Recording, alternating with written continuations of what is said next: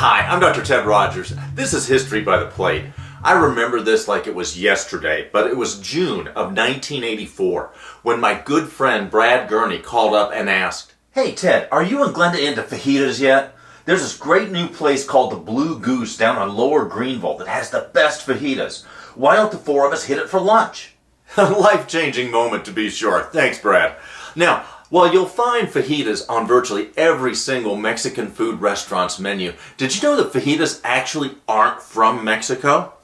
In fact, up until the early 1980s, you'd be hard-pressed to find fajitas outside of a very, very narrow area. So, what's the story about fajitas? Let's check it out. In Texas, cattle was not always king. After the Civil War, Texas needed to reboot its economy. Pork had always been the popular meat in the South, but Northerners preferred beef, and in the late 1860s, with the opening of the Union stockyards in Chicago, Texans saw their opportunity for cow as a cash crop, and the cattle drives began. By the 1930s, ranches in South and West Texas began hiring vaqueros, cowboys from Mexico, for cattle roundups.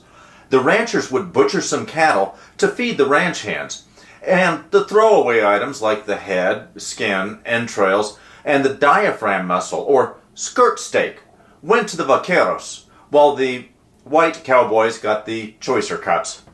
The vaqueros turned the heads into barbacoa de cabeza, the entrails into menudo, and the skirt steak, well, that was a tough piece of meat. So they would pound it with rocks and then marinate it for a day in lime juice.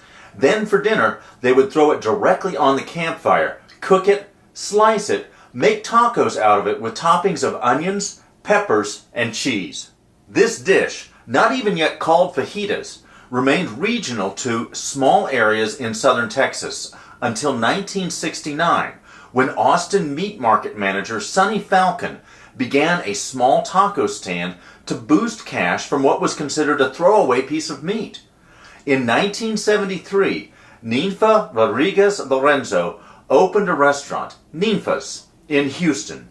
There, she had a menu item called tacos al carbon, which was skirt steak wrapped in a tortilla. Still, the word fajita never made it into print until 1975, and the fantastic food remained regional. Then, in 1981, Ninfa's added the menu item fajitas for one and fajitas for two. That same year, German executive chef George Weidman introduced fajitas on the menu of the new Hyatt Regency Hotel in Austin, and within a year, the fabulous fajitas went national. I hope you found this fun and informative. For more fun videos, recipes, and travel tips, check out our website at www.historybytheplate.com. Oh, and subscribe to our YouTube channel. It is fun and free. Happy cooking!